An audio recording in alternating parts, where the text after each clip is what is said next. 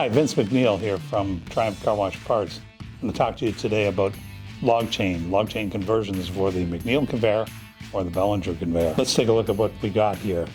We got log chain roller, sprocket, and take-up drum. Most of you are familiar with the 458 chain that's used on these conveyors, and it's been very successful for many years, but there's been an improvement, and that is the log chain itself. So let's talk about log chain. Let's talk about the differences in log chain. Log chain is a malleable steel chain that's made from steel bar formed, cold form into a loop, and then electro welded together to form a closed loop. It comes in a predetermined length of 11 lengths, so there's no cutting involved. You just take it out of the box. Its big benefit is that it's very easy to install and work with. You simply hook the roller in like that, and the chain is connected. So, once again, very easy to connect and disconnect. So if you're doing service on your conveyor, whether you're removing a link to shorten the chain, or whether you're replacing rollers or repairing rollers or reversing your rollers, etc., all this work can be done from the top of the conveyor. Simply loosen the chain and then simply disconnect the roller from the chain as I just shown there. So the 11th length is your predetermined length from roller to roller. That gives you your spacing is predetermined. So you simply take the piece of chain, install the roller on one end, connect the other roller on the other end, and so on and so forth down your conveyor.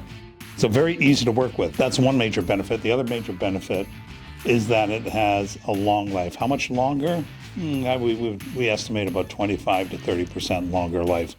And it's very cost effective. It costs less than the 458 chain. It lasts longer. It's also less prone to rusting. It has a specialized coating on it that provides protection, and it's a very hard steel. And that hardness factor helps it resist rust and corrosion. And that rust and corrosion is what usually determines the life of X458 chain. It eventually rusts away and starts breaking. So to do the conversion from 458, you would disassemble the existing chain, the rollers, and sprocket and take-up drum, as would be normal if you were replacing the chain, and instead put on the Triumph log chain sprocket and take-up drum. And these are just simple: unbolt the existing sprocket, bolt in the new sprocket. Unbolt the existing take-up drum, bolt in the new one. Nothing more complicated than that. Install the chain as you would normally on the conveyor. Install the rollers as I showed previously. Just hooks in like this. Make sure that all the chain and the rollers are aligned. The chain is aligned correctly, and that none of these links are twisted, and that they're all orientated in the correct position. Adjust the tension. And in order to adjust the tension on this chain, you would order a couple of extra lengths of the 11 link, cut 2 links down so you have a 9 link section, and then cut another section with 4 links out. That gives you a 7 link section, and keep these shorter sections in your back room. And when it comes time to remove a link from your chain, simply release the chain tension, take out the 11 link chain, and put in the 9 link chain or the 7 link chain, whatever is required to get back to the correct tension. One important feature I want to point out is that the drive sprocket is 20% smaller in diameter than your 458 drive sprocket. That means that you're going to have to adjust your pulse timing on the conveyor to suit this new sprocket. We provide you with instructions on how to do that.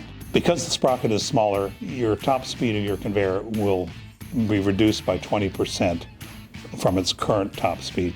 So make sure you have excess capacity in your top speed. In other words, if you're running at top speed right now, don't do the log chain conversion. You won't be able to achieve the speed that you need out of the conveyor. But if you are running at 75%, 80% of your conveyor speed capability, whether it's hydraulic or electric, then you're safe to do a log chain conversion. And you'll get a lot of benefit out of it in terms of extended life, ease of maintenance. You'll actually love it. So there you go. That's the story. Thanks.